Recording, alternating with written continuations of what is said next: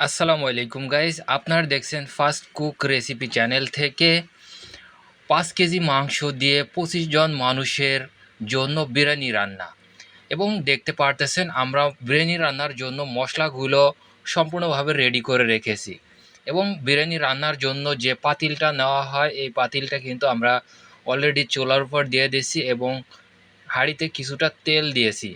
এবং তারপরে দেখতে পারতেছেন কিছুটা পেঁয়াজ দিয়েছি। আমরা যে বিরিয়ানি রান্না করার জন্য মূল যে পেঁয়াজ ব্রেস্তা, এই পেঁয়াজ ব্রেস্তা কিন্তু আপনারা প্রথমে কিছুটা করে নেবেন। আপনারা দেখতে পারতেছেন আমরা পেঁয়াজ ব্রেস্তাগুলো কিন্তু সম্পূর্ণভাবে কমপ্লিট করে নিচ্ছি। আপনারা যখন পেঁয়াজ ব্রেস্তাটা নামাবেন বা পেঁয়াজ ব্রেস্তাটা করবেন, আপনাদের পেঁয়াজগুলো যখন বাদামি কালারের হয়ে আসবে তখন এই পেঁয়াজগুলো কিন্তু নামিয়ে রাখবেন। এবং এই পেঁয়াজ বেরেস্তাটা শক্ত রাখার জন্য বা মচমুচে রাখার জন্য কিছুটা চিনি আপনারা ছিটিয়ে দেবেন এই পেঁয়াজ বেরেস্তার ভিতরে। তাহলে আপনাদের পেঁয়াজ বেরেস্তাটা কিন্তু খুবই মচমুচে থাকবে লাস্ট পর্যন্ত বিরিয়ানির ভিতর দেওয়ার জন্য। এবং দ্বিতীয়ত আপনারা দেখতে পারতেছেন আমরা মাংসগুলো কষানোর জন্য হাঁড়িতে কিছুটা আবারও তেল দিয়ে দিয়েছি। এবং মাংস কষানোর জন্য যে মশলাগুলো উপকরণগুলো দরকার হয়, আমরা কিছুটা পেঁয়াজ দিয়েছি এবং যে দারচিনি, এলাচ, গোলমরিচ, এখানে যে উপকরণগুলো লাগে বা মশলাগুলো লাগে আমরা কিন্তু পর্যায়ক্রমে দিয়ে দিচ্ছি মশলাগুলো। এবং 5 কেজি মাংস রান্নার জন্য 2 কাপ পরিমাণ আদা রসুন বাটা আপনারা দিয়ে দেবেন। এবং আমরা কিছুটা ঘি অ্যাড করে দিচ্ছি এই রান্নার প্রথমেই, যাতে মাংসটা খুবই দ্রুতভাবে গলে যায় বা মাংসের কালারটা অনেক সুন্দর আসে। এবং আমরা কিছুটা কাঁচামরিচ ছিটিয়ে দিলাম। এবং বিরিয়ানি রান্নার জন্য যে লিকুইড দুধ প্রয়োজন হয়, আমরা কিছুটা দুধ দিয়ে দিছি, আপনারা দেখতে পারতেছেন মোবাইলের স্ক্রিনে।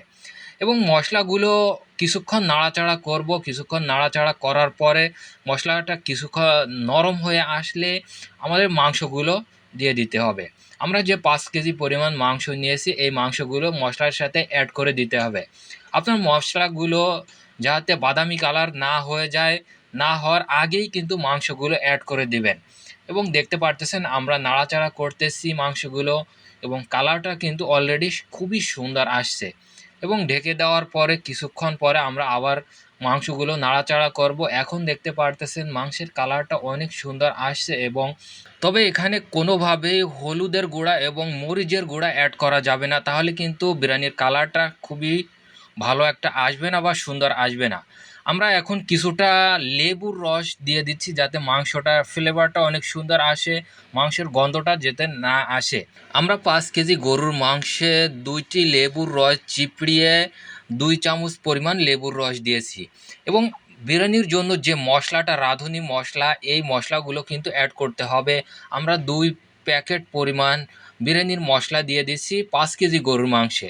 এবং কিছুটা জিরা পাউডার অ্যাড করে দিলাম যাতে ফ্লেভারটা অনেক সুন্দর আসে। এবং আমরা কিছুক্ষণ ঢেকে রাখবো। ঢেকে রাখার পরে আপনারা দেখতে পারবেন মাংসের কালারটা কত সুন্দর আসছে।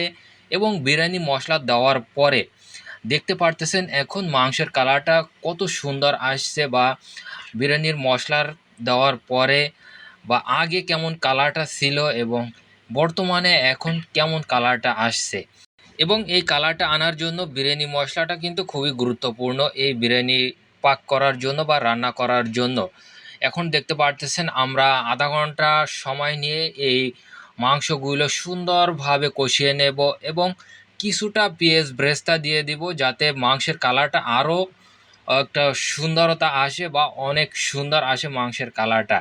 এখানে কিছুটা পেঁয়াজ ব্রেস্তা আমরা ছিটিয়ে দিলাম মাংসের ভিতর। এবং আমরা কিছুক্ষণের জন্য নাড়াচাড়া করে এখন আমরা দিয়ে দেব দই। যে টক দইটা ব্যবহার করা হয় বিরিয়ানিতে, আমরা 250 গ্রাম টক দই ব্যবহার করলাম 5 কেজি গরুর মাংসে। এবং 5 কেজি গরুর মাংসে 250 গ্রাম টক দই ব্যবহার করার পরে এখন দেখতে পারবেন নতুন আর একটা কালার চলে আসছে মাংসে। এবং এই কালারটার পরে আমরা কিছুক্ষণ আবারও ঢেকে দিব। ঢেকে দেওয়ার পরে আবারও চলে আসলাম, দেখতে পারতেছেন এখন কেমন কালারটা চলে আসছে। এবং আমরা যে তেলটা ব্যবহার করছি তেলটা কিন্তু উপরে ভেসে উঠছে।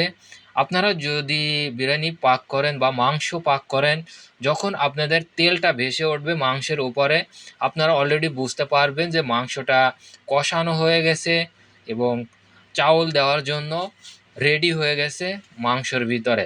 এখন আমরা চাউল অ্যাড করব। 5 কেজি গরুর মাংসে আমরা 5 কেজি পরিমাণ চিনি গুঁড়া চাউল নিয়েছি। আপনারা দেখতে পারতেছেন চাউলগুলো আমরা বিরিয়ানির ভিতরে অ্যাড করে দিচ্ছি বা মাংসের ভিতরে অ্যাড করে দিচ্ছি।